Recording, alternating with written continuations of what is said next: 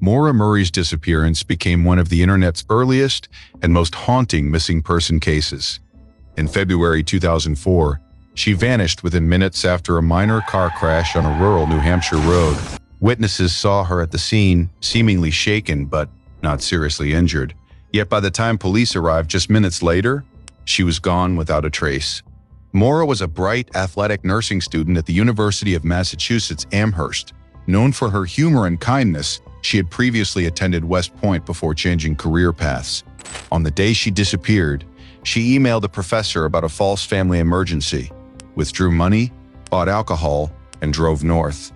Her exact destination remains unknown. After the crash, strange details emerged.